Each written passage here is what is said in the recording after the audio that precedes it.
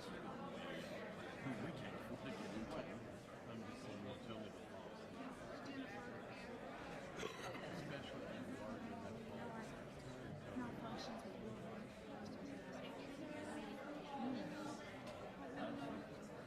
I understand what they're trying to do, but I don't really necessarily agree with it. But then again, in our situation, they went through all that election back in the fall, and everybody's tired of it. They're done. They don't even want to hear from a candidate.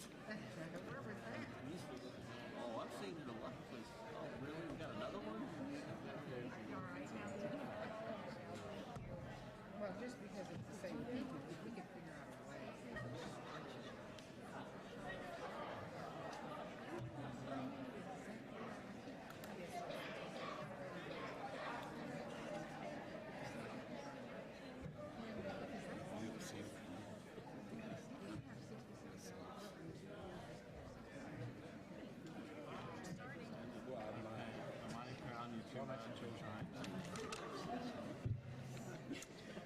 Good evening, ladies and gentlemen. My name is Mary Connect, and I'm on the leadership team of Women for Kansas.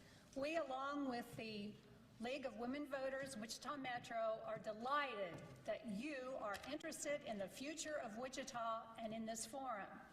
Next Tuesday is a primary election, and you will be voting for 2 of these candidates. However, advance voting is already underway, either by requested ballot or at the Election Commissioner's office from 8 to 5 tomorrow through the rest of this week, and then on Monday, the day before the election, just from 8 until noon. So now, let us welcome our moderator for tonight's forum, Susan Peters from Cake Television.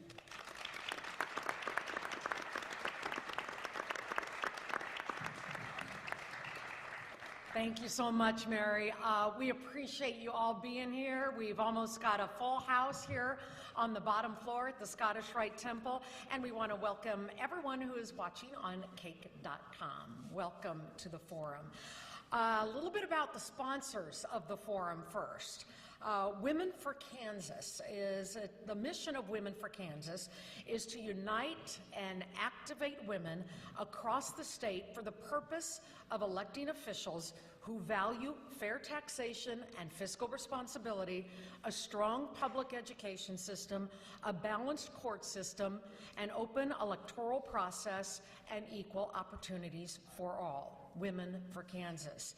And the League of Women Voters, Wichita Metro, also a sponsor of tonight's debate, a nonpartisan organization that encourages informed and active participation of all citizens in government and influences public policy through education and advocacy.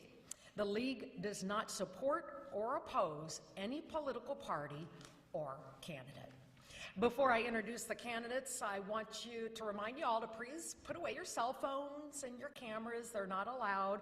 And according to league guidelines, candidate forums cannot be taped or broadcast without the permission of the league.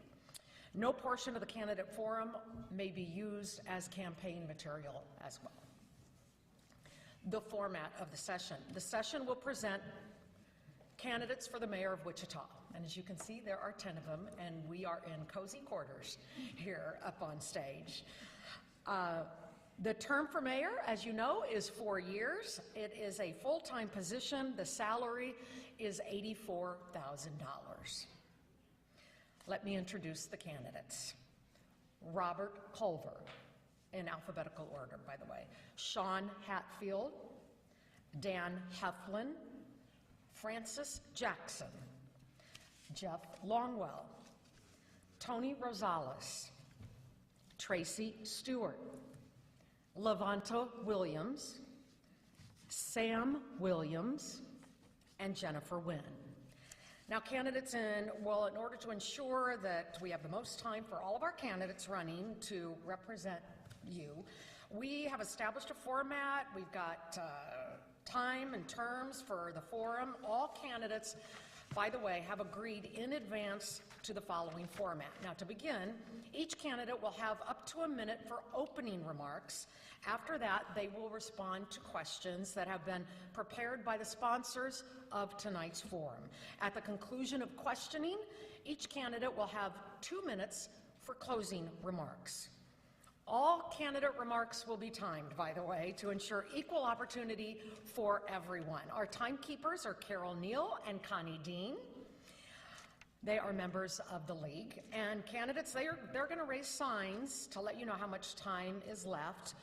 Please stop when she holds up the stop sign. There are 3 different signs. One says 1 minute. One says 30 seconds. Even though you can't see that it says 30 seconds, you know the yellow means 30 seconds. And then there's the stop sign. There you go. And audience, when you entered, you were given little cards to fill out if you have questions of your own for the candidates. As you listen to the candidates, you may write down some additional questions. We already have a lot from the audience, but you may write down additional questions, and questions will be screened for appropriateness and grouped by topic. And if we have time, which I hope we will, at the end of the forum or as the forum winds down, we will read some of the questions from the audience. The candidates, as I mentioned, seated alphabetically, left to right, in order of which they will give their opening remarks. Each candidate will have 1 minute for opening remarks. And the name of the first candidate, Robert Culver. Hello. I'm Robert Culver. I'm a sheet metal specialist for over 17 years. Let me see if that microphone's on. This says on. It says on? Why don't you hand them that one? Yeah, there you go. Thank you. Hello. I'm Yeah. Robert Culver. I'm a sheet metal specialist at Tennyson Brothers for over 17 years. I just want you people to know that there's going to be some stuff coming out in the paper about me either tomorrow or the next day. I do regret some of the stuff that I did when I was younger. I've been accused of stuff that I didn't do. But I don't think that makes me unable to run this city. That makes me a truly honest, accountable, transparent mayor. If you vote for me on March 3rd, that's what you will get. I will not hide anything from anybody. I will answer any questions you have about my background. If you read about it, see me on the streets. I'm not proud of some of my stuff I did, but of course I was a child at the time, and sometimes we get in trouble for things. But that's not the point here. The point is, it's time to have a true, honest mayor. Thank you. Thank you, Mr. Culver. Next candidate, Sean Hatfield. Thank you. My name is Sean Hatfield, and thank you to the League of Women Voters and for Women for Kansas for hosting this event tonight. This is really what retail politics is all about, and I am privileged to speak with you here tonight, but more importantly, it is my honor to listen to you, to listen to the issues that are important to you and to your families and to this community. Wichita's future, my friends, is very bright indeed, but we need new leadership. We need a fresh perspective from a serious young professional to take charge at City Hall and start changing the culture and the way of thinking at City Hall, to start moving Wichita forward. I'm looking forward to your support. I'm asking for your vote on March 3rd, and thank you tonight for having me. Thank you, Mr. Hatfield. Next candidate, Don Heflin. Dan Heflin. Thanks. I am Dan Heflin. I am a design engineer by trade. I used to work at Cessna until the downturn. I grew up in Pratt, not far away from here, with a small town atmosphere. And I've always loved the fact that when we come from western Kansas, we wave to each other. We keep waving at each other when we're here in Wichita. I've been here about 33 years, and I've grown to love this town as if it were the town that I was born in. And I love it so much that I want to bring the set of skills that I've gained as a design engineer and tackle the challenges that we face in our future with water, streets, infrastructure. And I really have a passion for our communities and our neighborhoods. And I want to make sure that those streets get paid attention to too, because that is where we live and where the focus is. And I think the downtown will probably take care of itself in the long run, but we got to focus on the downtown first. Thank you, Mr. Hepp. It's difficult to stand up because we're This is really close together, The so ver- I'm going to remain seated Let me introduce also. you first. Our All next right. candidate is Francis Jackson. Thank you. One of the reasons I'm running is because of the comment a dear friend of mine made when she was running for office. And she said, Ms. Frank, every other house I go to, people say they're not voting. And so I was saying to her, why do you suppose that is? She says, I don't know. I said, well, we better run for office and figure it out. And so one of the things that makes it real for me is that when I was rearing my kids, I really tried to think about what are the things that are important to them that will make them sort of aware of how it is that this community comes together. So I looked at 4-H and Extension. I looked at the youth groups, and we participated. And we participated in Boy Scouts and Girl Scouts, and you name the list. And not only did they participate, but I did too. And on that journey, I learned so much about how it is that groups can be so organic and they can be manipulated in ways that sometimes produces less than wonderful results.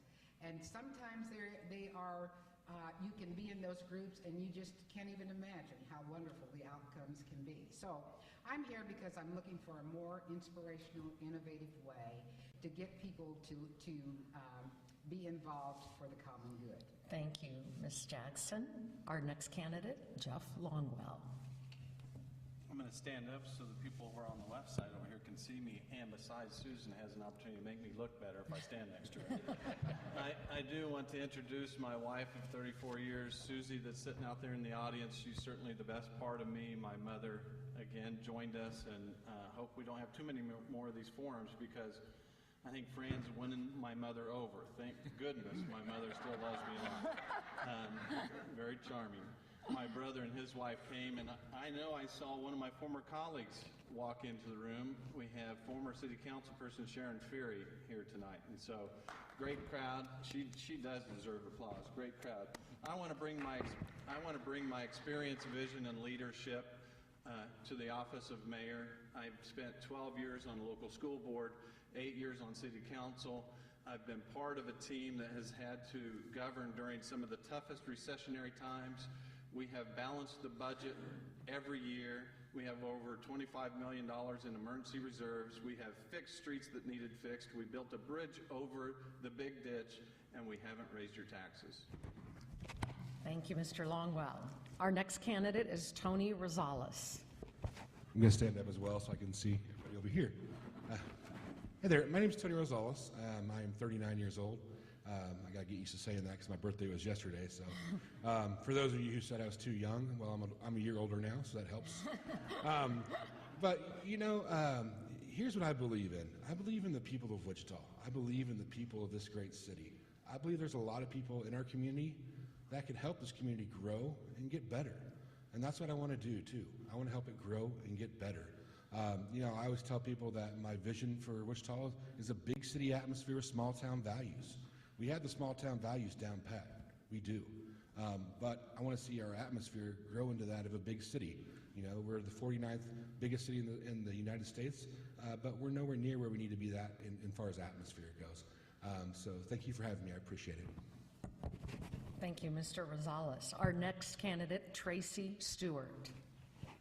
Thank you, and thank you to the League of Women Voters and Women for Kansas for organizing this and inviting all of us here tonight. I want to start by saying that I voted against the sales tax proposal last fall. The reason is the way it was bundled together.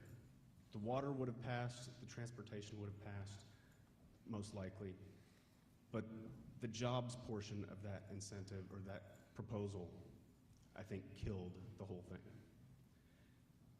Our city in the past has made lots of mistakes with the job incentives, job creation incentives that they hand out to certain companies or certain industries.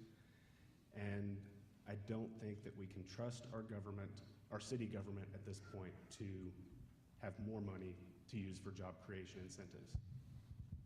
Thank you. Thank you, Mr. Stewart. Our next candidate is Lavonta Williams. Thank you.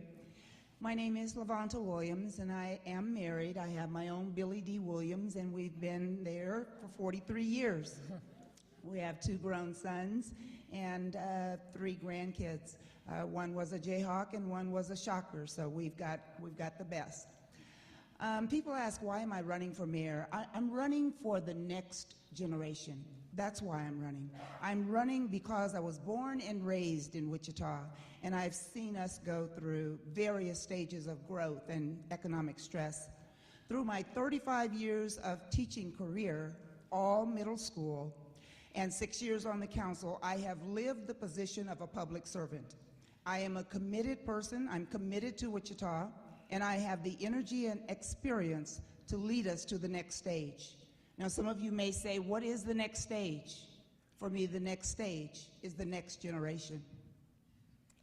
Thank you, Ms. Williams. Our next candidate, Sam Williams. Good evening. Good evening, ladies and gentlemen. It's a great privilege for me to be here with you tonight. Thank you for putting this forum on. I'm running for mayor because I understand the potential of Wichita, Kansas. I understand the great and wonderful city this is, and the great and wonderful future that we have together as we serve one another to strengthen the community. I don't have a list of things I've done in the past that is a witness to you that I can do things with your money. But what I can do to you is show that I can do things to create jobs so that we can have the revenue we need to be able to create a beautiful place to live. We lost 30,000 jobs in the last 10 years in Wichita, Kansas. My biggest responsibility is to help our city diversify its economy finally, to provide the leadership so that we can do that, so that we will provide the place where our children will stay, our grandchildren will stay, and our great-grandchildren will stay, and people will come back. Thank you so much for this opportunity. Thank you, Mr. Williams. Our last candidate is Jennifer Wynn. Thank you all for coming out, and this microphone works really well. So I want to let you know that I'm just a common, average, everyday taxpayer, just like you. There are some that would even go as far to say that I'm a loose cannon and I can't be controlled. And quite honestly, folks, that's what we need. The only difference is I'm not really a loose cannon. I'm very directed. I'm a very good aim, and I'm looking to expose and make things transparent in our government that has been exempt from things like Kansas Open Records Act requests.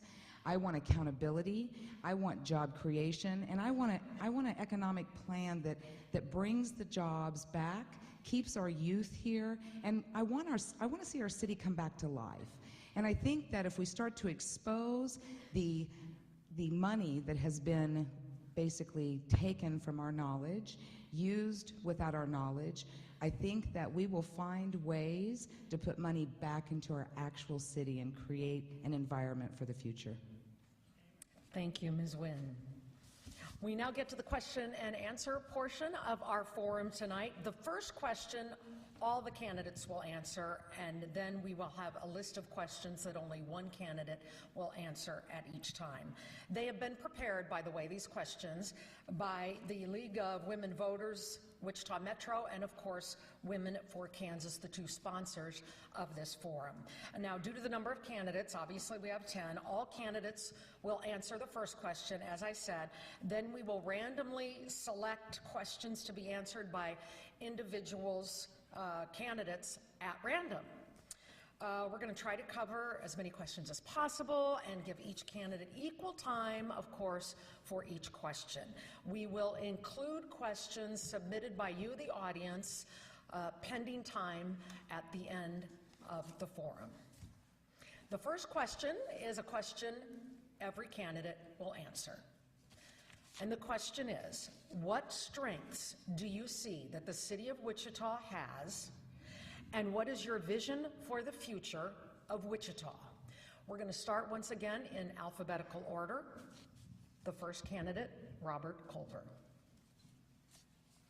Thank you. You need to pass that microphone down again. Okay, somebody heard I was the wild card. That's giving me a mic. Anyway, Thank you very much. The strengths of the city is our young. Our young professionals is what makes this city run and grow. It's not us older generation anymore. Those problems are that we're losing our young to other industries and other cities. Our strength is this: we need to keep them here. The stronger we become, the greater we become. I know that sounds like cliche, but that's how it works. My vision is a better, stronger Wichita. A better communication between citizens and citizens and the city of Wichita. Better communication between the police and citizens of Wichita. And honestly, a mayor that's going to, thank you. I probably forgot to say, this is probably my fault. I think they get 2 minutes for the first question. So you may continue, Mr. Culver.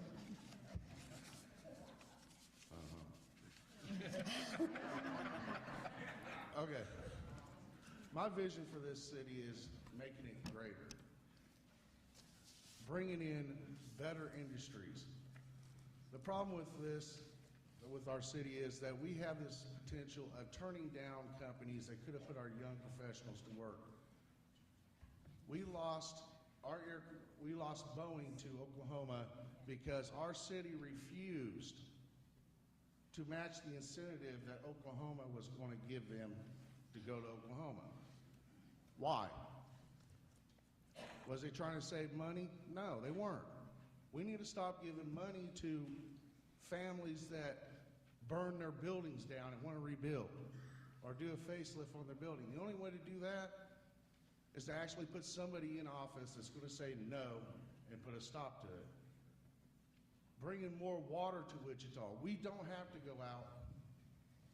Thank you. Thank you, Mr. Culver. Next candidate to answer the first question is Sean Hatfield. Thank you. Well, I'm bullish on Wichita and Wichita's future. Wichita's greatest attribute is Wichita. It's our community.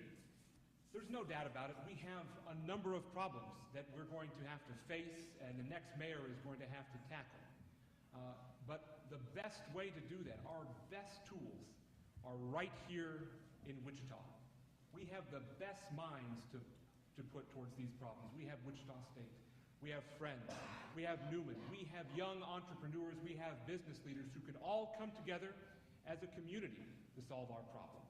It will take, though, new leadership at City Hall and a change of culture to really get that done.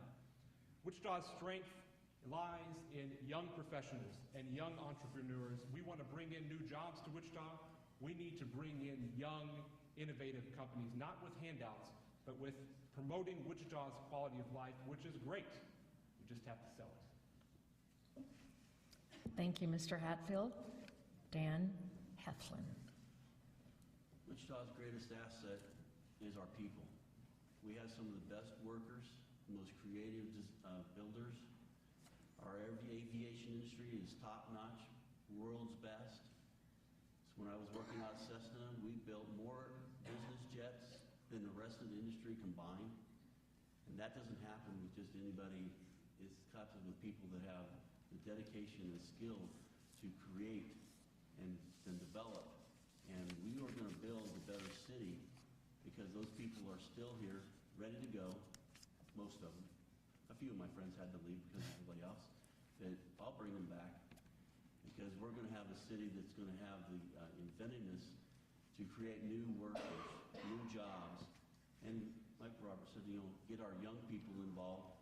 And we're going to have the mentors from our skills that older people have used to create those new jobs. And the aviation institute that I was in the beginning of the development and partnered with the new innovation campus that Wichita State is building will all combine to be this new creative force that our city really needs to get better and become the greatest city, one of the greatest cities in our country.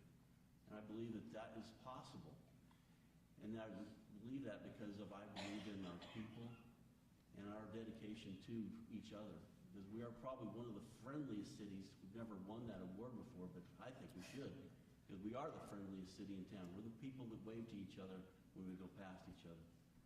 So I think that we should commit ourselves to our people, and we can have a great town.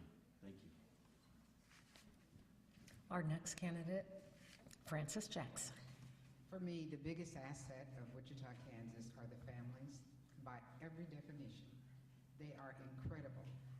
It's just, you have to live a little while to understand the significance of how people make a life and how they develop in ways that give comfort and develop the ideas that they're concerned for one another, and then they're concerned for what I call and what Martin Luther King called the beloved community. In this beloved community, we have some exciting things going on. And I don't know how young you have to be to understand that. And I know every time you read something about me, they say my age first, because I guess that's easy to report.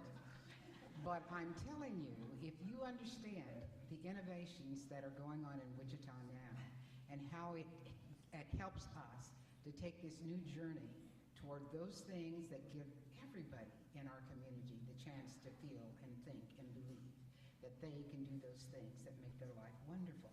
Now, sometimes we get caught up and we begin to think, well, somebody's got more, or somebody has less, or somebody needs something that I'm not willing to give. But I think with this whole idea of the innovation coming with Wichita State, and also in other educational entities that we have, I think we're beginning to look at all those things that help make us operate in our individual families. And I'm looking forward to being in some of those sessions where we recreate what we already know in ways that then begin to help us feel like those of us who live here want to stay here. And so therefore, if we're going to take taxes for those who stay here, we want to make sure that we use that money in ways that gives us the feeling that we're inspired to do more, not just for ourselves and our families, but for each other. Jeff Longwell. Thank you. Some of our greatest assets, we are an affordable city with affordable housing.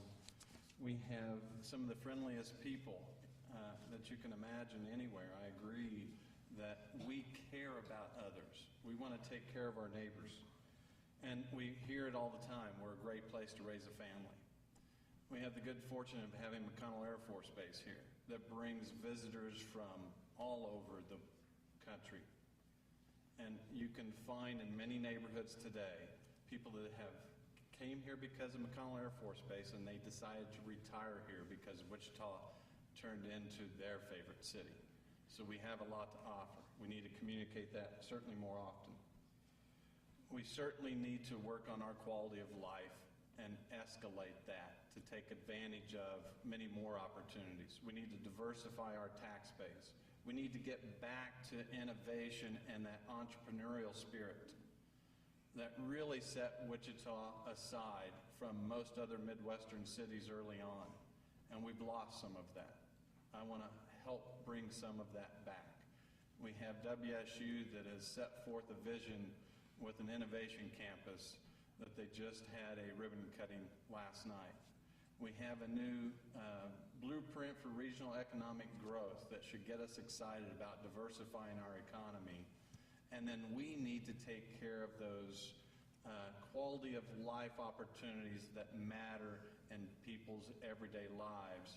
And I have a track record of pushing the envelope so that we can put those things back where they need to be and pay for them out of the general fund budget without raising taxes and elevate Wichita again. Thank you, Mr. Longwell. Once again, 2 minutes to answer the question. What strengths do you see that the city of Wichita has, and what is your vision for the future of Wichita? Well, in my opening remarks, I already stated my vision. It's, big city atmosphere, small town values. And like I said, those small town values, those core values that we have are our best attribute. That's what we have. We're great with that. But we do need to become, a city with a great atmosphere. What can a big city atmosphere bring? It can bring tourism. It can bring new jobs. It can bring, new development of things. The innovation campus at WSU is a great thing.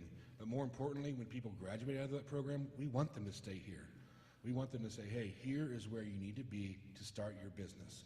Here's where you need to be to raise your family. And you know, the quality of life issues that we have, they're good, but they can get better. We can do the things that make the quality of life here in Wichita better. And I think if we grow into a city with a big atmosphere and stick to our core values, those are things that will attract people to Wichita, not only for their business, but for their life in general. You know, everybody talks about the Fair Fares program, and one reason why we have the Fair Fares program is because we're not really a destination city, you know, but we need to be. And if we are a destination city, then maybe those things like the Fair Fares program can go away, you know, and we wouldn't have to pay $1.75 million a year for that.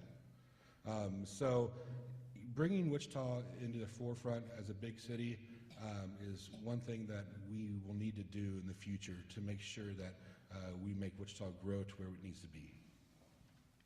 Thank you. Next candidate, Tracy Stewart. I think Wichita's greatest strength lies in its people. All of us here tonight, everybody at home, our families and our neighbors, our neighborhoods. Some of our neighborhoods need some work. And we need to focus on improving some of those things as well. But our greatest strength has to be in our people, the way we treat each other, the way we care about each other, and the way we want to help everybody succeed.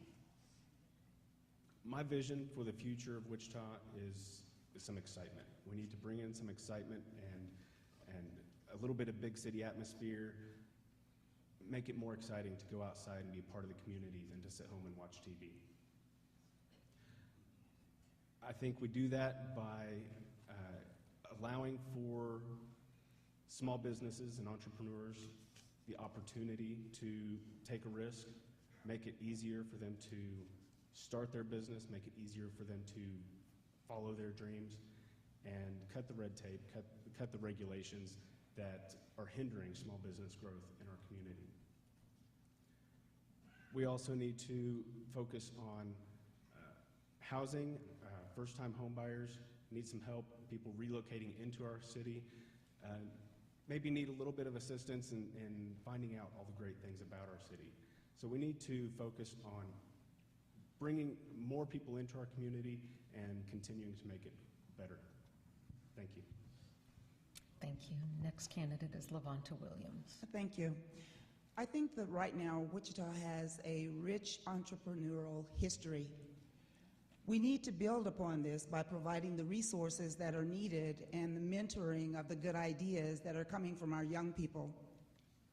Local businesses need to hire the young people that we have and that have been trained in our community in order to keep our educational dollars at work here in Wichita. As I stated, my vision is to look at that young millennial person.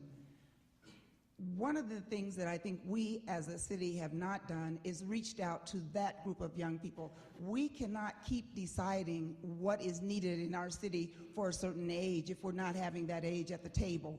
That for me is very important. I definitely agree with the Wichita State Innovation Campus. In seeing that yesterday, it's just a field that is full of dreams for me. As you look at the hotels and everything that Dr. Bardot is proposing there, that is going to produce the type of people that we need to stay here. If we train our young people the correct way, businesses will come to us. But we've got to make sure that we are inspiring them, that we are encouraging them, and that we are keeping them here. As I talked to a group of students the other day at Wichita State, not everybody raised their hand to say they were going to stay in Wichita, but I did want to know who was not staying, and I want to know why they're not staying. So we've got to invest, and we've got to invest starting at a younger age than the colleges. Wichita State, Friends at Newman. We've got to start by partnering with USD 259 and the regional school districts around us. We have got to start investing at an earlier age than Wichita is if we're going to have the workforce that is needed for tomorrow. That education background tells me that we need to have those connections, and that is one of the things that I've already talked with the city manager about, millennial and the next generation.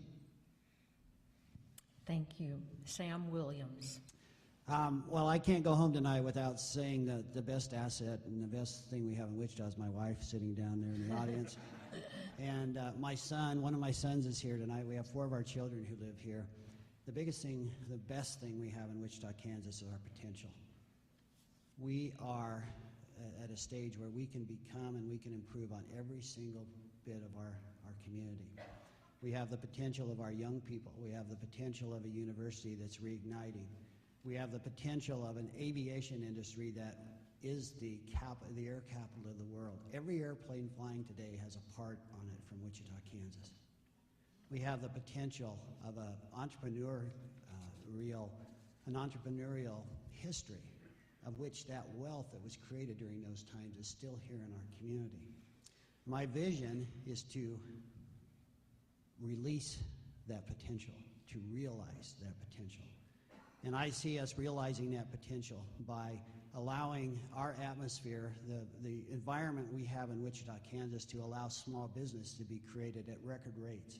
That we are a regulatory environment and we are a tax environment that is a magnet for small business to create jobs here in Wichita. 90+% of all jobs that created come from businesses with 10 employees or less. I see that potential being realized by enabling our legacy companies to stay here in Wichita and to continue to be the air capital of the world by meeting their needs. I see that potential being realized by creating an entrepreneurial environment where the entrepreneurial wealth that we have in this community is reinvested in new companies and young people who are creating their businesses, and we provide the place for them to incubate and to accelerate and then to stay here and to add employees and to grow. The next Pizza Hut, the next Rent-A-Center, the next Cessna, the next Bombardier, growing right here in our community as we realize that potential. Thank you. And lastly, Jennifer Wynn. Well, for me, I'm born and raised in Wichita, so I look at Wichita as having the best people. In fact, I'm going to tell you a little story that most people probably wouldn't tell you.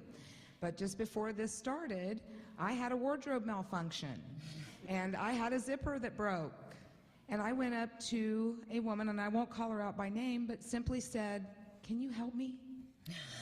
And guess what? She did. As I've been helped when I broke down with a flat tire, we're a great community. And now we're getting educated. And now we're starting to see what we need to do. So for me, let me explain my vision. My vision is that we have transparency when it comes to our money. We worked for it. We deserve to know where it's at. And when we have transparency and we have taken care of our priorities with common sense spending, I eventually want to see our city develop, and I want to develop it along the river. I mean, why do we not have businesses along the river? Why are we not changing the incentives to target small businesses? I see pontoon candlelight dinners floating down the river. I see docking stations that will pick up at Cowtown and move you over to Century 2. Why can we not do that? I truly believe with all my heart that if we expose our money, if we apply it using common sense, put our priorities in order, that we can obtain those things. And when we do things like citywide internet, what better way to keep our young, educated professionals right here at home? That's something that no one has talked about, yet technology has consumed us. So what we need is we need to be transparent, accountable, use common sense, and we can bring our city back to life. We can support our entrepreneurs, our small businesses, something that I struggled with getting 14 years ago, and we can actually help them grow. And guess what happens? When you help small businesses grow, they create jobs. Thanks. Thank you. Now we get to the second portion of our forum tonight. Each candidate will be asked a specific question, and we'll have 1 minute to answer now. No rebuttal to a candidate's response will be allowed. If you do have a rebuttal, you will have an opportunity to rebut during the closing remarks, and you will get 2 minutes for your closing remarks. Okay, so the first question is for Dan Heflin. What would you do as mayor to address the public? By the way, these first 10 questions are tied to the recent sales tax initiative that failed. I should preface it with that. So, the first question is for Mr. Heflin. What would you do as mayor to address the public transportation needs of the city? Well, I've written a little bit on my Facebook page, and you can get a little bit more information on that if you look at Heflin for Wichita. But I'm going to run through those real quickly. First thing I would do is take a portion of the day that the ridership is the lowest and make it free. If you make it free, people will start to use it. People start to use it, they'll use it more often. If they get used to using it, they'll use it a lot. That's the first thing.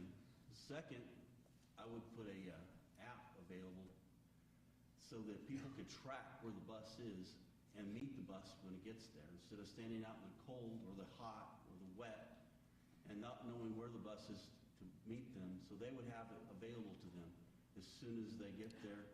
Bang, you're on the bus and off on your way. And third, I'd have a frequent rider program that after 10 rides, you get another ride free. That encourages them to ride more and more and more, and makes it more successful. If we make the riding system more available, they will use it. All right, thank you very much, Mr. Heflin. The next question is for Jeff Longwell, and it is, how do you propose keeping city infrastructure up to date and in good repair? We've been focusing on a number of different ways to bring more dollars together so that we can have the money for needed repairs. I chaired the Wichita Area Metropolitan Planning Organization for 2 years. That organization receives state and federal dollars that we can then guide down to the local level for much needed repairs. We built a new bridge over the big ditch that was needed probably 20 years ago. We paid for it without raising taxes, utilizing the county-wide sales tax that's been in place that has been earmarked just for Kellogg over the last 30 years, and we're looking at different ways to use that. We have balanced our budget by making government more efficient. Starting in 2016, that's going to give us $2 million more to put in street repair. And then what we've been doing for about the last year and a half is our Public Works Department has been experimenting with new treatments to look at what kind of treatment will work better, last longer, and fix our streets more efficiently. Thank you, Mr. Longwell. The next question is for Tracy Stewart, and it is, what can the city do to solve the long-term water source problem? That's a great question. The city has a few proposals and a few options. None of them are good. We can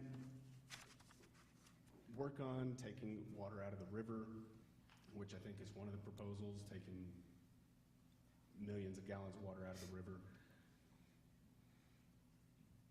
I used to live in a house along the river, and there were lots of times while one of the dams was under construction that the river was pretty much empty anyway. So that water source may not be enough, and we need to continue to look for other options. Okay. Thank you. Thank you, Mr. Stewart. The next question is for Sam Williams. How do you think the city can market itself to attract conventions and other events? Wow, you loaded one up for me there. Did you tee that for me, Susan? For marketing something, first of all, you have to understand who you are and what you have to sell, and then compare that to what you want to sell. I think Wichita struggles with knowing what it is. Each one of us has an individual idea. The process is in place to make sure that we know who we are, and then we have to have a clear vision of what we are, and then close the gap between those by having a strategy to close that gap and identify who we are. For example, if we say we want to be the best place in America to have a convention for cowboy boot salesmen, then we come up with a strategy on how we're going to do that, and then we enroll all of us in that song that we're all going to sing together to make sure that everybody that comes to Wichita for that cowboy boot convention is going to be pleased to be in Wichita, and we're singing all out of the same songbook. We've never done that in Wichita, and I think we can. Thank you. Next question is for Sean Hatfield, and it is, how can the city attract new business to Wichita? Well, the first thing we should do to attract new business to Wichita is elect a serious young professional as mayor. The future of Wichita really is young, innovative business. It doesn't work, and we have seen that it doesn't work, giving out incentives and other fleeting handouts to large corporations that come to Wichita, are here for a while, and leave when a bigger and better deal come along. The future for Wichita is focusing on younger companies, young, innovative companies in great numbers that will come to Wichita and take advantage of an economic environment with a predictable regulatory scheme, and that can flourish here in greater numbers on their own. That's the ticket. Thank you, Mr. Hatfield. Next question is for Jennifer Wynn. What are your priorities in funding the city budget due to the current economic conditions? Well, again, the priorities are transparency. Right now, we have contracts that are given to certain organizations that are funding construction-related projects, and those contracts have been made exempt from a Kansas Open Records Act request. So we as taxpayers are not understanding or getting to see, where is our money? Where did it go? And that is something that we must capture, because I'm not handing over my checkbook and telling a stranger, here you go, here's my paycheck, just tell me it's going to be okay and I'll go on down the road. It doesn't work that way, guys. We need accountability with our money. And when we have accountability with our money, we begin to develop our city. We begin to create jobs by supporting small businesses. And the way that we do that is we change the mandates. Right now, any and all incentives go to big business. That's it. That's it. Thank you, Ms. Wynn. The next question is for Levanta Williams. And it is, what is your position on building a new city library? Thank you, Susan. Of course, I've stated many, many times that I am looking toward the future. The present library has served us very, very well during its first its years. But it's time for something different. It's time for us to leave that next generation a library that is going to be known not as just a library, because it'll be so much more than a library. It's a resource center.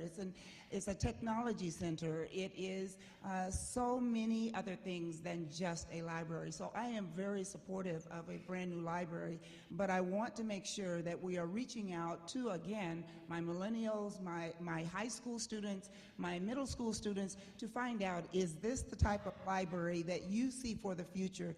Is this going to have room and space for your creativity and innovation? So our young people have to make decisions, as well as Sam called us dinosaurs. So we have to have their input as well. I love the library, a new one. Thank you, Ms. Williams. Next question is for Robert Culver, and it is whether or not you support raising taxes. Do you have any ideas on how to raise additional revenue to meet the city's needs? I do not support raising sales tax or any taxes. The reason why, well, let me restart. I do not support taxes, raising taxes. One way we could raise revenue is, I was asked on a questionnaire, do I support city-ran gambling and fundraising? I said yes. $1 million industry that would bring us anywhere from $3.5 to almost $10 million a year in revenue. I support a raffle, a city-ran raffle to raffle off properties that the city owns that's not being used. In Kansas alone, we'll raise a little over $100 million. if put out throughout the United States, will raise billions. We do not have to raise taxes to bring money to this city. Thank you. Thank you, Mr. Culver. Again, all of these questions are tied to the recent sales tax initiative that recently failed. So our next question is for Francis Jackson, and it is, what is your philosophy about lobbying for tax dollars from state and federal governments? Well, if we put it in terms of, do we want a grant to come back here after we've already paid those taxes? After all, we paid those taxes to state and federal entities. Why wouldn't we want to get some of it back? Now, I don't know what the ratio is now for what we get back from what we pay out, but I do know that if we're really serious about being innovative and we really are concerned about the best way to spend our money, then we're going to have time to think about it in a different way. And one of the things that I continuously bring up is with our new Innovation Center, our new Kansas Leadership Centers, and those ways that we have tried to help people understand, we can have these conversations again. We don't have to go with what the model is now. And if we can create new models, we will create even more wonderful ways of keeping business here, of being able to support those businesses, and also being able to say, we have found the state-of-the-art way to operate. So I don't have a set idea because I'm still looking for those things that will make us the best.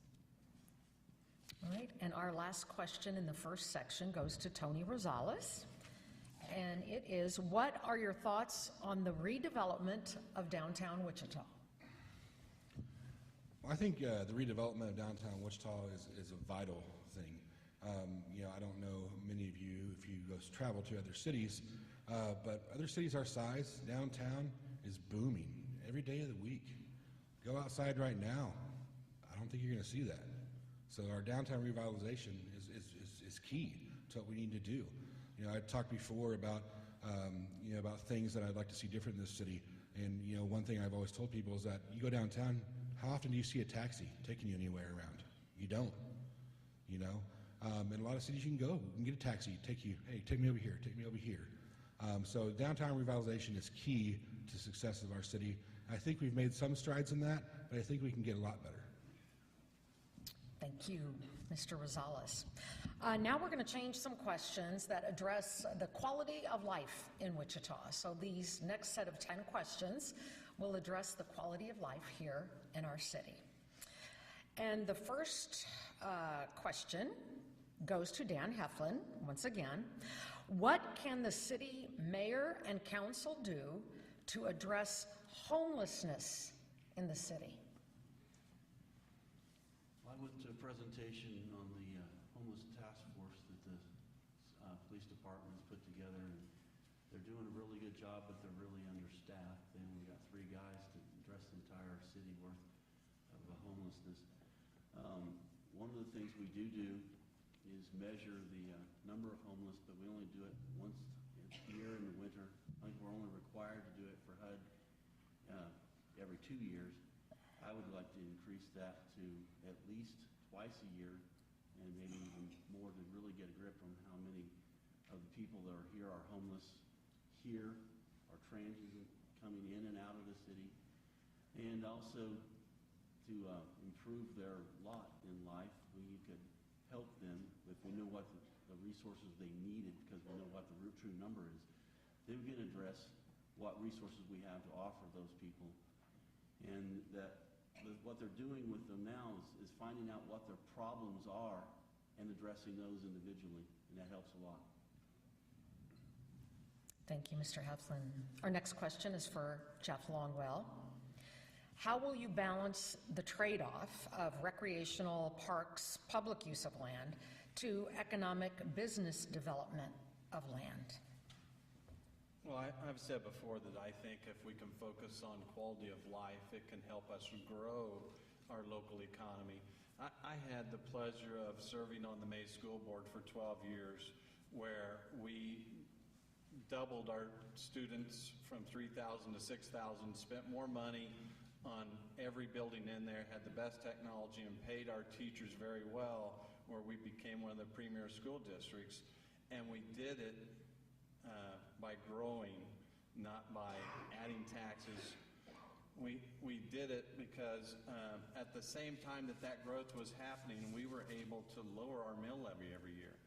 We are taking on some new initiatives in this city. We have a new destination park that we're building right now that sits at about 96 in Hoover. We have Buffalo Park that we're getting ready to put $1 million into. I am a strong believer that quality of life makes a difference in this community, and it will help us develop a more robust economy. Thank you, Mr. Longwell. Next question is for Robert Culver, and it is, what measures would you support to protect the environment in the city, such as air quality and pollution in the river? I would support greener buses, ones that run off of natural gas, they don't put out any pollution. I would support more growth in foliage, trees, will help keep the air clean. I would recommend that people would fill their gas tanks up at night because it's actually causes less of a pollution in the air than it does during the day. I haven't figured out how it does it, but according to all the experts, it does. But I would support it. We need to realize that cities like Los Angeles are so polluted. It's because of all the buses and vehicles and the way they operate, coal mines and stuff. Stay with nuclear power. Thank you. Thank you, Mr. Culver. The next question is for Tracy Stewart, and it is, what is the city's role in the treatment of the mentally ill? I think the city has a role to play. The city needs to support the services that our mentally ill citizens need. A lot of those services fall on the shoulders of charitable organizations and the families of those people. But the city does have a role in providing necessary services to anybody who needs them. Thank you. Thank you. Well, you League of Women Voters, you know how to questions. You know how to formulate questions, don't you? All right, the next question is for Levanta Williams, and it is, what sort of plan should the city have in place to address a breakout of a dangerous health epidemic or an emergency? I think that we need to be mindful of training every single year for any kind of a breakout. For instance, in our schools, you have fire drills, you practice, you understand what's to be done.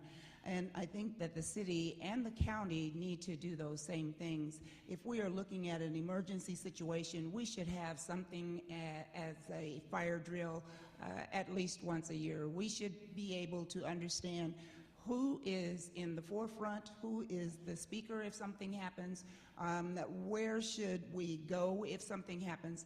But right now our training is limited, and I think the training is what is needed. As far as a disease or an illness is concerned, I think we rely very heavily with our Sedgwick County Health Department in helping us to understand what needs to be done. But there again, I don't think that we should wait until an emergency situation comes up before we put a plan in place. Our next question is for Jennifer Wynn, and it is, how can the City Council work more effectively with other government agencies and entities, for example, city-county cooperation? Well, I think that's going to be a communication factor. We don't communicate very well right now as elected officials. In fact, I find it somewhat disturbing that the lack of communication with taxpayers as well as other officials is not what it should be. Once a quarter, once a month, meeting with the county officials, being on the city council or the mayor, to me isn't enough. I mean, we're a large city, So communication, I mean, when I operate my business, I have to operate by communicating. I can't just walk out the door and I'll see you in 3 months. It doesn't work that way. We have a lot of issues that have been far too long suppressed and ignored, and we need to address those. And the way that we're going to address those with other elected officials in our community, be it city or county, is open and honest communication.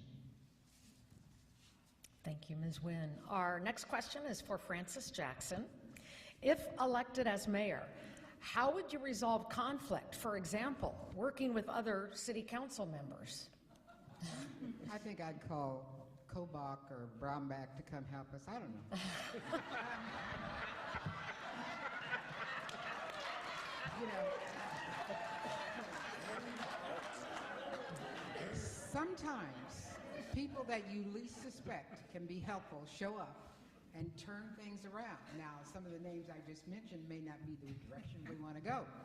But I think the whole thing of resolving issues that make people so anxious has to do with the fear that's suggested by the way we talk and the way we accept each other's opinions and the way that we begin to feel as though what we have to say or what can be part of our experience is not acceptable or it's not properly presented. So how would I do it? I don't know the specifics, but I've had a lot of experience with that, being the oldest of 13. And so I think there are ways. Thank you, Mrs. Jackson, Ms. Jackson. Our next question is for Sean Hatfield, and it is, in light of the budget cuts to education, what are the ways as a community that we can support our school system? I'm so excited about this question. Part of my practice as an attorney, I handle every truancy case that is filed in Sedgwick County. I represent those children as a guardian ad litem. And one of the great functions that we have, one of the great programs that just recently started in Sedgwick County is the Citizen Review Board. Unfortunately, the funding is only there for West feeder schools. But it is a group made up of citizens from the community who are willing to work with families, work with these kids who are struggling with truancy, and provide them with the resources necessary to combat and overcome the truancy issue. And they do it all. If they successfully do through that truancy program, they don't come back to court. It's an outstanding program that needs to be broadened citywide, and the mayor can do a lot to work with the school district. They're not connected, but they can work together to make Wichita better for education. Thank you. Thank you, Mr. Hatfield. Our next question is for Sam Williams, and it is, how should the city support local museums such as Exploration Place and Cowtown? This is going to be honest. Folks in the room here, we need to help our kids understand the importance of having these type of amenities in our community and have them go to them and visit them and be a part of them. And as we do that, they become more viable, and it becomes, they're never going to support themselves completely. But as we ask for community support, then it becomes more realizable because people see we're using them and the kids love them. Our zoo, for example, everybody loves a zoo. We need to do the same thing with the art museum. Everybody loves the art museum. In our ethnic communities, we need to have the same thing for the art that exists in there. Creating the love in our children so they participate, so it creates a need so that we can have the community support we need to fund those kinds of things. Thank you, Mr. Williams. Our last question for this section is for Tony Rosales, and it is, will you continue to work on recycling and trash issues for the city? It's kind of funny I get this question. I co-own and operate a restaurant, and today we actually had a thing that's called an EcoSure audit. And EcoSure goes over every facet of your restaurant you can imagine. But one of the questions asked, this lady who did our audits from Minnesota, and she said, why don't you have a recycling bin for your boxes? And I told her, you know what? It almost costs us more to recycle than it does to throw away our trash. That's something that needs to be fixed. So we need to look at that. You know, right now, it's a great thing to recycle, but a lot of people, it's hurting their wallets because of how much it costs them to recycle. So definitely it's something that we need to work on in the city. It's something that we need to make sure that we can help the environment out by recycling, but try to reduce those costs for every homeowner to be able to recycle and not have it hurt them in the pockets. Thank you. I'd now like to ask the league if they could collect some of the questions from the audience, and we could bring them up here. And we do have time for some questions from the audience. If you could pass them down to the center of the aisle, we will take these questions and ask them of our candidates. While they're collecting those, I want to remind the candidates about the closing remarks, which will be after the audience questions. Each candidate is going to have 2 minutes for closing remarks, and you may want to address issues that have come up during the conversation here, during the forum tonight. You may want to rebut another candidate's message, and 2 minutes for those closing remarks. And we are now collecting the questions from the audience. We appreciate the audience being here tonight. We're very, very happy. The League of Women Voters and Women for Kansas, very happy that we've almost filled the room here tonight. And we want to thank everybody who is watching our live stream on cake.com. I feel, just by the last hour or so, that Wichita is very lucky to have 10 amazing candidates for mayor here. And a lot of people are saying, 10 candidates, wow. You know, how are we going to get to all those candidates? We are very lucky to have the quality of candidates that we do for this election. Once again, the primary is a week from today. At that time, the mayor's race will be whittled down to 2 candidates. We want to remind everybody who is here in the audience and everybody who is watching us on cake.com to exercise your right to vote in a week. Once again, the primary election is March 3rd, a week from today. So maybe a week from tonight, at this time, we will know which 2 candidates will go on to the general election.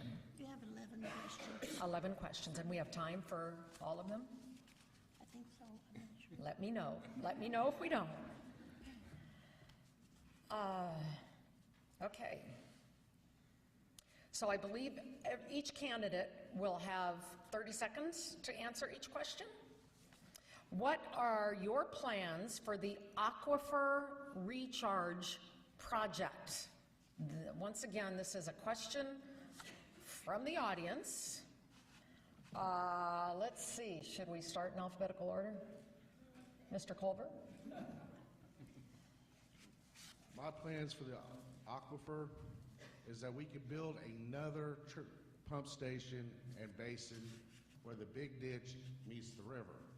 When it rains, it fills up with over 250 million gallons of water, which can be collected and transferred. When it's not full, we can do the same thing as phase 1 and pump 30 million gallons a day out of the river. This will help eliminate the need to find a different source of water, or it could help us find a way. Thank you. Thank you. The most important part of the mayor's office is leadership. Real leadership is the ability to put the right people, the right minds in place to solve a problem. The mayor is the one who establishes task forces and can put the right people together to come up with the right plan. And we'll think broadly and outside the box. That's the key.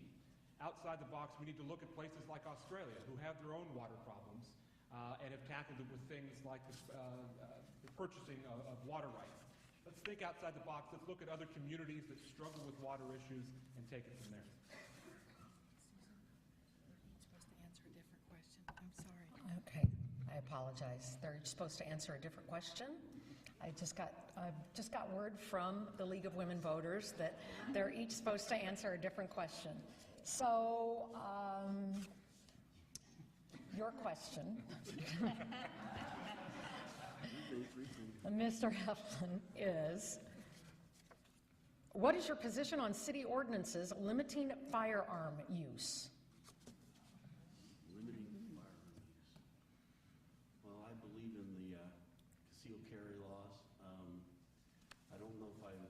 appreciate open carry loss, but I think that we need to address that and see if that's something I wouldn't want to do, but I think some may want to.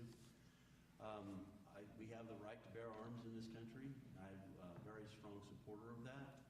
And if you have the training to use the firearm responsibly, you should have the ability to use it.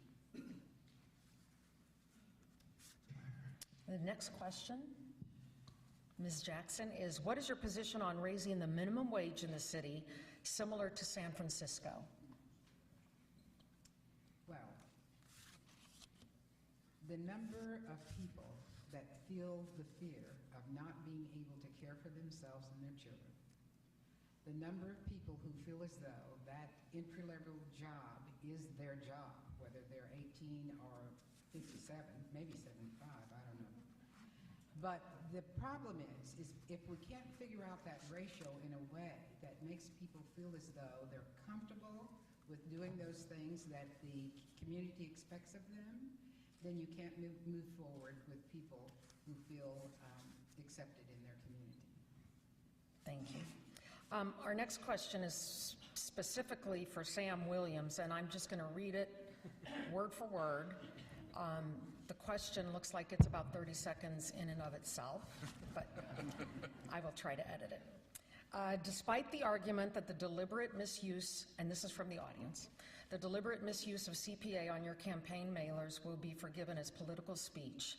This audience member would like to hear why the Wichita Eagle endorsement of Mr. Williams stated that you were a certified public accountant when you haven't been a practicing CPA for 25 years and never in Kansas. As you know, claiming to be a CPA when you are not violates the state CPA statute. And I'll stop there. As I have said in several public venues, I am not a licensed CPA, and I've said that. And I believe what the Eagle said was they were talking about my qualifications. Is there anyone out here who would like to sit for the exam and pass it as I did? Is there anyone out here who would like to have the license? When I moved to Kansas, I did not keep the license current, but the body of knowledge and everything that I've done for the last 40 years of my life has been living to the ethics and the continuing education of being a CPA. And as a political, in my effort to show my qualifications, I showed that I had the CPA qualifications. Thank you. Susan would like to apologize to Mr. Williams for that question. I'm sorry. Okay. Thank you for that, but I'm happy to answer it. I am a CPA, so. Okay, I guess we'll go in order now. So it's for Mr. Longwell. How do you feel about, by the way, the league just said they apologize for that question and that it should have been pulled.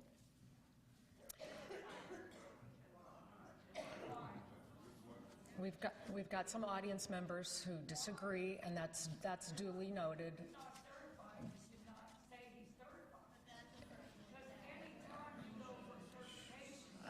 We can't take just random questions from the audience. They have to be on card, but duly noted that some in the audience disagree with the league saying that question should have been pulled. Now, the next question is for Jeff Longwell. How do you feel about rehabilitation programs for past offenders re-entering the workforce? I would have been better at the ASR question. Certainly everybody deserves a second chance, and we understand that people want to have a meaningful life, and if we're going to encourage people and carry a better recidivism rate, then we need to give people a chance to redeem themselves. We need to have programs that focus on training so that everyone has an opportunity to be a productive citizen, and it will make our entire community a better place. Thank you, Mr. Longwell. Our next question will be for Mr. Rosales. Okay, this is pretty simple. Will you represent big money or the rest of us?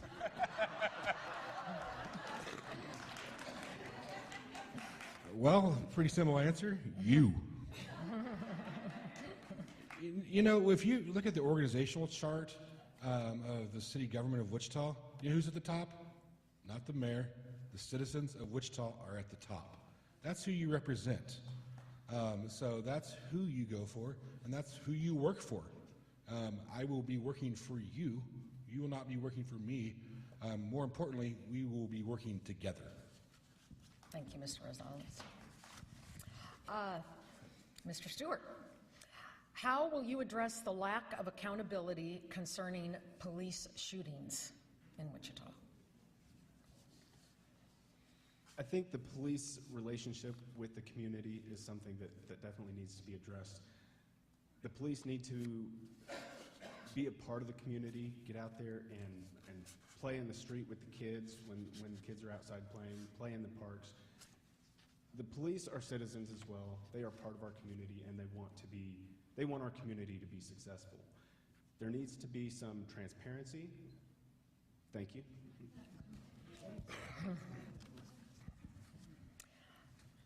Ms. Williams, Levanta Williams. Right now, city council meetings are during the day. Most members of society can't make the meetings.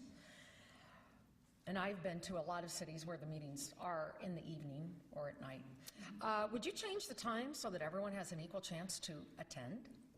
I think that's a good question, but it would also have to be one where we look at the rest of the city council to see what their schedules are. I think that there could be, and already we have meetings that are in our city halls that are in the evenings, and I think that our council members could definitely go to the city halls in the neighborhood for some of their meetings.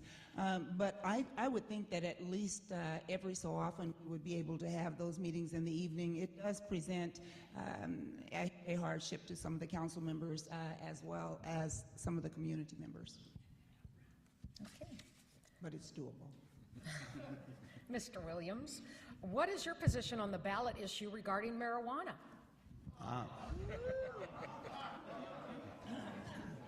I believe that that is a state issue.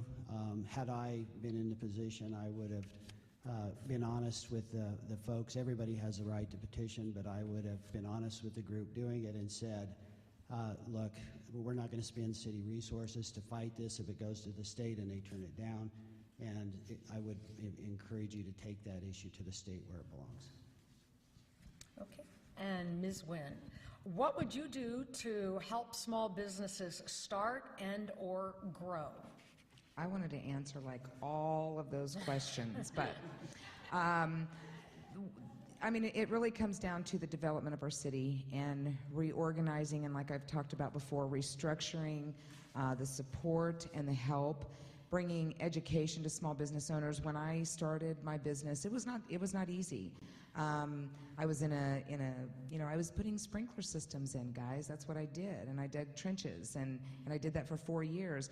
And when I reached out for help, they would say, "Oh yeah, we can." Oh, that is so short. So yeah, we need to help educate and support our small businesses. Thank you, Ms. Nguyen. I need some direction from the League of Women Voters.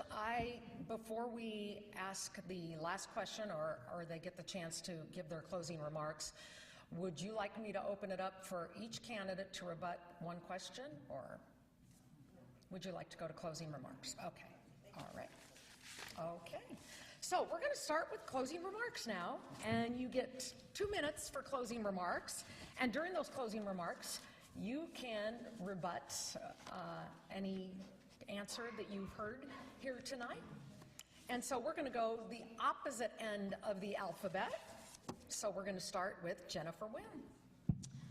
Well, first and foremost, I want you to understand something, that as a common working class individual, this is not easy. Stepping into this arena has been a shock, to say the least. And I'm not represented by big corporation. I'm not represented by special interest groups. I'm represented just by people, because my goal and my function is here to represent the people's voice, because I am one of you, and we've been suppressed for far too long. I want to be transparent, accountable, probably more than what most people are going to be comfortable with, but that's what it's going to take. Because the reality is, I'm done with the backdoor deals. I'm done with me going to work, working for my paycheck, you working for your paycheck, and then our money just seems to dwindle and disappear, and nobody's accountable for that. That is unacceptable. We do need to expand on the ASR project. You know, one of the things that we talked about was giving second chances, but yet our city is not doing that. So one of the things that we need to look at is revitalizing. I cannot even send offenders that I'm trying to give a second chance to go mow the grass because the city council changed that 3 months ago and said they're no longer able to mow the grass, that they can walk on if they're out in their own time, but they can't do it working for me. So we're not doing the things that we need to be doing to help our citizens get back up on their feet, support small businesses, and truly, truly have somebody that it's elected that's going to listen to the majority of the people. I'm not here to push my beliefs or my ideology on you. That's not what elected officials are meant to do, even though that's what we get. That's not what they're meant to do. So what I'm doing for the right reasons, and I need your support on March 3rd. I need you to call people and let them know, because we don't have thousands, hundreds of thousands, or even millions. We have normal working people supporting us, so please get out and vote on March 3rd for Jennifer Wynn. Sam Williams, 2 minutes. Ladies and gentlemen, first of all, I wanted to apologize to anyone in this room here who may have felt that I am misusing my credentials, because that's not my intent and never was. When you run for public offices, I've found out, and I've never done this before, you list the things that you think you bring to the table. And having learned the discipline of being a certified public accountant, passing the test, and living the ethics and doing the continuing education for 40 years, it gives you a body of knowledge that I think the city can use greatly. And that was my intent. It was never the intent to do your taxes or to attest to your financial statements. I am very grateful for this opportunity. You know, I spoke of potential a few minutes ago, and I really mean it. I love this city. I've learned to love it with a passion. We are great and we are outstanding. But in the last 10 years, we've had a tremendous recession hit our city, and we need to change now. We need to have a vision. We need to have the ability to create an interest in our infrastructure and take care of our tax dollars, so that we take care of the things in the city that we should be doing in an excellent way. We need to create the environment where jobs are created. We need to create the environment where our children want to stay. You know, Marilyn and I raised 6 children in Wichita. We put 4 children through, and 4 of our children still live here in Wichita. And all 9 of our grandchildren live here. And many of us in here have seen some of our kids and our grandchildren, our great-grandchildren leave this town. I believe that in the next 4 years we're going to turn that around, and I ask for your support. Thank you very much for being here. Thank you. Levanta Williams. First of all, let me say thank you for being here and to listen to some of the comments that we have to say. I also want to say that I feel that I'm a very honest person. I feel that I have the character that I expect to see in every one of us. So I want to go off by saying I feel that I am an honest person. You know, we're not all going to agree on everything. That just doesn't happen. That we would be doing that in a make-believe world. But it takes all of us working together for the good of everything that we do. And so we all have to try to be on the same page. I'm a retired educator, but I never retired my commitment to building a strong environment that encourages our young people to grow and to thrive. In the next 4 years, or 8 years even, as mayor, I want to see the city of Wichita as a partner with USD 259 and all of the other colleges that are here, because again, those schools contain the workforce that we need in order to move forward. If we have young people that are not reading on 3rd grade level, they're not going to be reading on grade level in the 12th grade. We cannot continue to let our young people leave school at an earlier age. It takes a village to raise a child. Wichita has got to become that village in order for us to create the workforce that we need. We need those 20 to 25-year-olds to stay here in Wichita. It's up to us as city leaders to reach out to those young people in college and ask them, is there a way? Is there something that we have not done? Is there something that Wichita needs to be doing differently in order for you to stay here? That is how we grow our community. We grow our community by talking with the people, and that is very important. Thank you for being here, and thank you. Tracy Stewart. Thank you all for coming tonight. Thank you for watching on cake.com. I'm very humbled and honored to be up here amongst this group of candidates. This is not easy, and it's definitely a learning experience for some of us who've never run for office before. I think the city needs to have some new leadership, some fresh blood. There have been times in our city's recent history when job creation incentives have been given to companies who destroy jobs instead of create them. When a company is creating jobs in one department and laying off jobs in every other department, they're not creating jobs.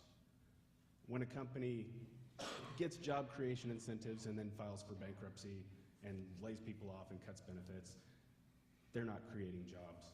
I think a better idea for job creation would be whatever our budget is, whatever we decide should be given out for job creation incentives, every company, small and large, in the city of Wichita should be eligible for those benefits. You take the number of full-time employees they have on December 31st, minus the number of full-time employees they had January 1st, that's the number of jobs they created, and that's what the incentive should be based on. I'm running because I want a government that I can trust. I want a government that responds to the people and will do the right thing, and Wichita is a great community. I want to serve and see if I can make it any better. Thank you. Tony Rosales. Thank you to the Women's League of Voters for having us tonight. I appreciate it. For all you guys for coming out. Susan, thank you for moderating as well. You know, one thing, this is I think our 4th or 5th forum, and biggest thing that I love is I'm encouraged by the thoughts that everybody has up here. There's some great thoughts, you know, and that's vital to our survival and building our city is ideas. And, you know, if you go to any relationship course that you have, they're going to tell you the number one thing in relationships is listening.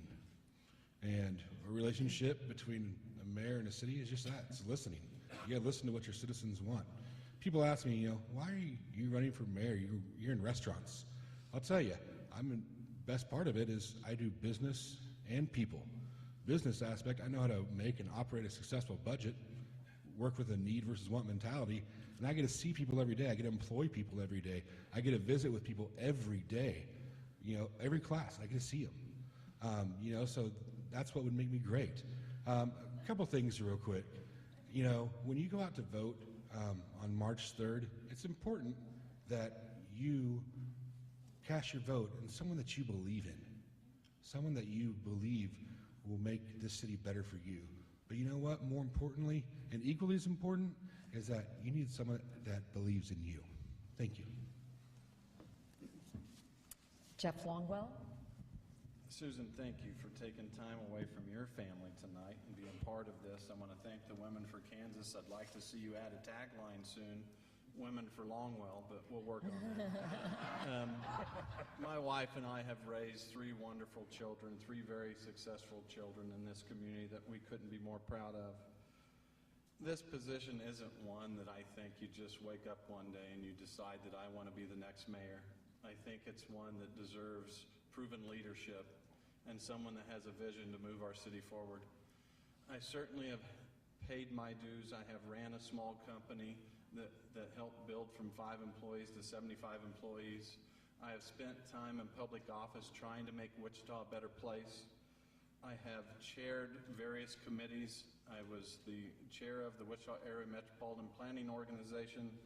There is an organization called the Chief Elected Officials Board, and they provide oversight for federal funds that get handed down to Workforce Alliance Center.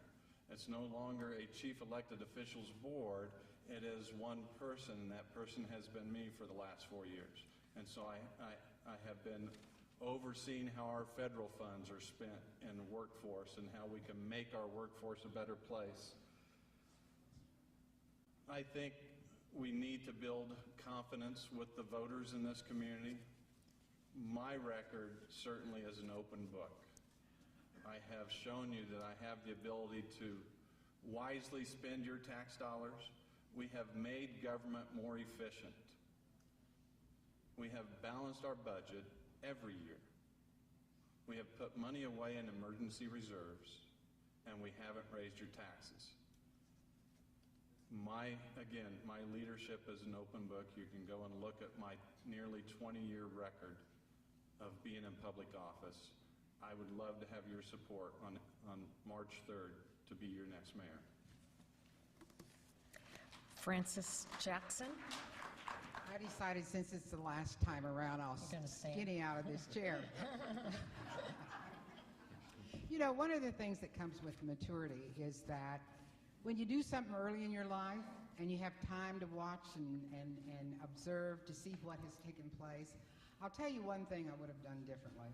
I served, and some of you know a woman by the name of Gloria Bonwell. We served on the committee that actually wrote the industrial revenue bonds.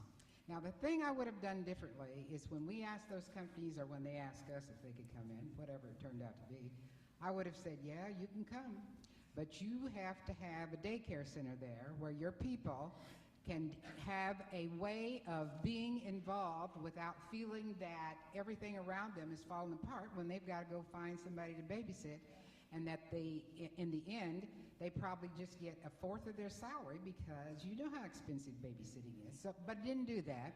But you know, you still have opportunities to try things. And one of the things that I think that would have helped us at that time is if we had been open to this whole thing of innovation, reaching out.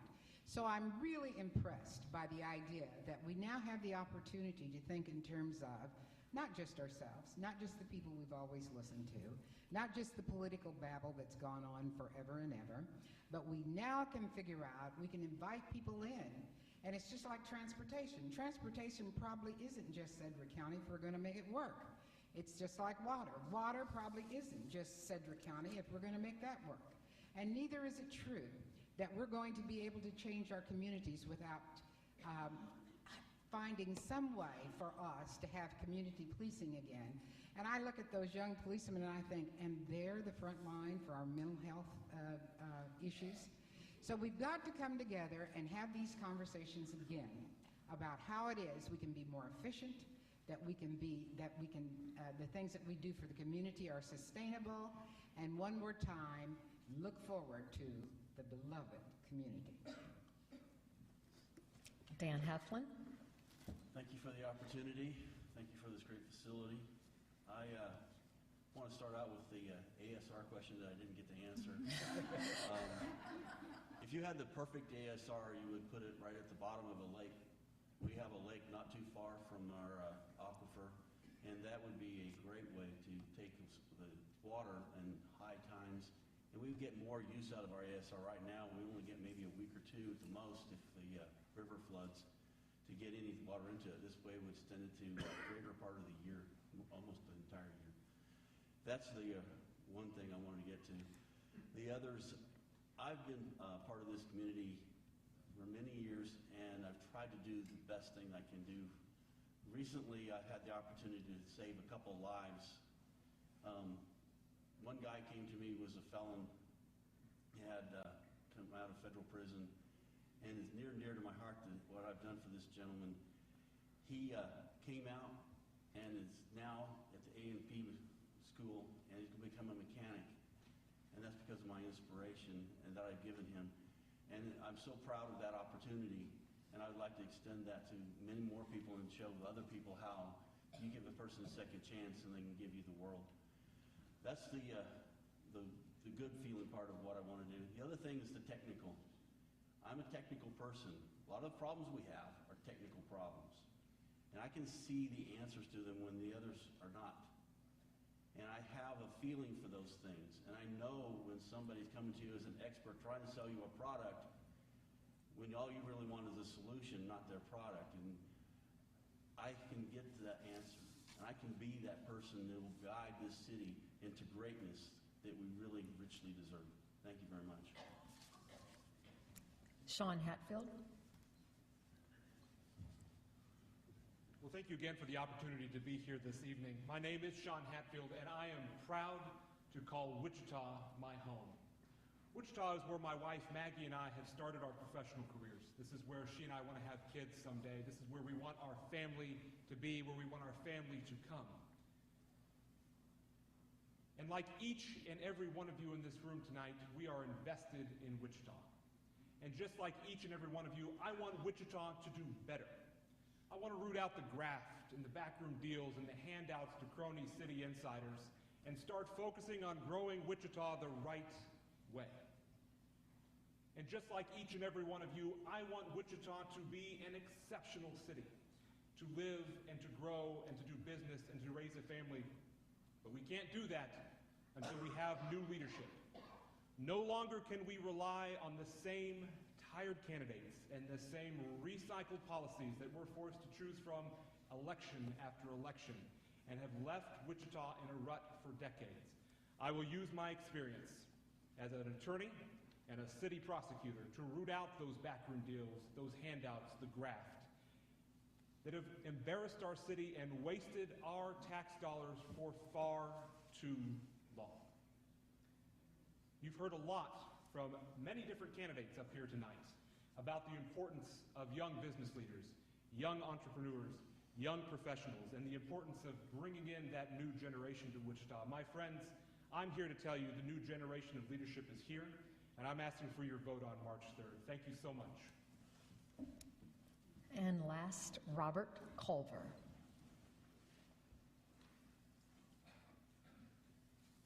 The definition of a strong leader is not how much money you have or what your educational background is or the ethnic group you come from or who do you know or your name. A strong leader is defined by loyalty, honesty, reliability, trustworthy, transparency, accountable, listening to the people of Wichita, taking their ideas to heart. I believe in it, we should form a committee, but not a committee of the brightest, because it's not the brightest that knows what's best for the city. It's the people that live and work in Wichita. I don't agree with the fact that taxes don't get risen in this city. Problem is, the county raised this tax 1% for the arena. It was promised to come off this year. There is no word about when it's going to come off. I don't think the 1 cent tax would have passed in the first place by the way it was bundled. It might have passed if we were back down to 6.3%, where we were. When we were at 6.3%, this city was thriving. Businesses stayed. People spent money. The economy grew. We have the city council saying we don't outsource jobs, but yet all the statues on Douglas were outsourced, commissioned by an artist out of Puget Sound, Washington. Were they afraid, or did they not have enough courage or I lost the thought. Do they not think any of our artists were capable of doing the same thing? They talk a big game, but they're giving you political words. They're doing what they're trained to do as politicians. I know, granted, not all of them are politicians, but if you want honesty, please vote for me March 3rd. Thank you. Thank you very much. This concludes this session of our candidate forum. Thank you to the candidates for your participation, and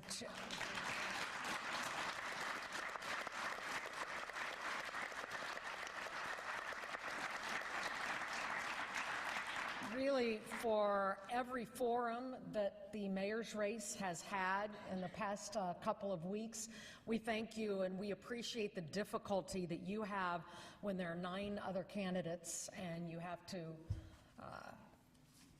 put your answers in 1 minute and 30 seconds and 2 minutes. And so we appreciate that, and we appreciate how difficult it is to have a forum with 9 other candidates, 10 candidates altogether. We also want to thank the audience for coming out tonight. We want to thank you all who are watching on cake.com. We want to thank you because you want to be informed come next week, and we appreciate that, an informed voter. We want to thank the audience for the questions they submitted tonight. Candidate literature, by the way, is available to all of you outside in the foyer to pick up on the tables in the hallway. And candidates will also be available to meet and greet audience members in the foyer as well. Thank you all for being here. Once again, a reminder, vote next Tuesday, 1 week from today. March 3rd is the primary. It may be a tough choice as to who to vote for out of all these 10 candidates. It's not going to be an easy one, but we encourage you, the League and Women for Kansas encourages you all to get out and vote next Tuesday, March 3rd. Thank you, God bless you, and good night.